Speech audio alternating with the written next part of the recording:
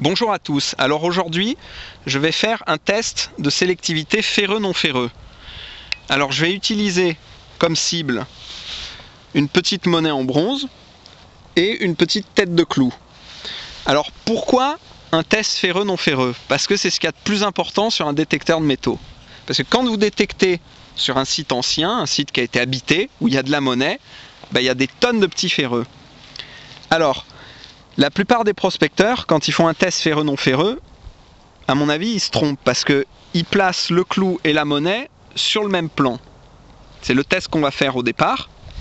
Pourquoi ils se trompent? Parce que sur tous les sites qui ont déjà été détectés, les ferreux, il en reste beaucoup en surface, mais les monnaies, elles sont en profondeur. Alors je vais commencer par le premier test, le test que tous les prospecteurs font. Dans un premier temps, je vais discriminer le petit ferreux. Donc dans un premier temps, on va discriminer le petit ferreux. Je l'ai posé sur une pierre pour qu'on le voit bien.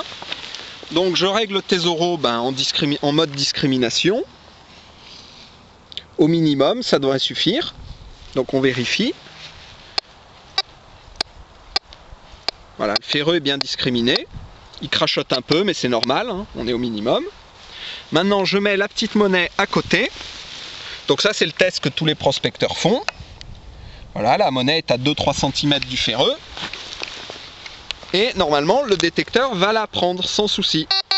Voilà. Vous voyez la différence? Il prend bien la monnaie. On enlève la monnaie pour vérifier que le ferreux est toujours discriminé.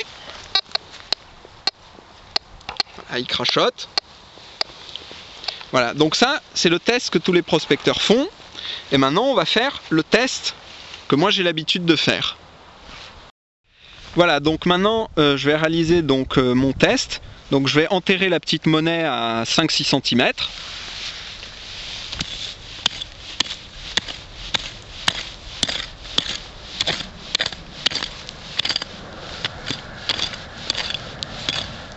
Voilà. Donc on est exactement... Voilà, on est à 7-8 cm. Je la pose au fond du trou. Je rebouche.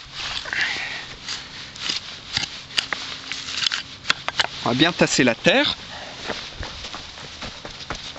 On va d'abord vérifier qu'on prend toujours la monnaie à cette profondeur. Voilà, pas de souci. Et maintenant, on va mettre le ferreux à côté de la monnaie, mais en surface. Et on va le mettre ici, par exemple. Moi, je vais le mettre sur la pierre. Comme ça, on verra toujours le ferreux.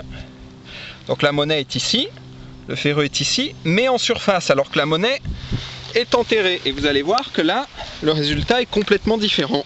C'est parti. Voyez ?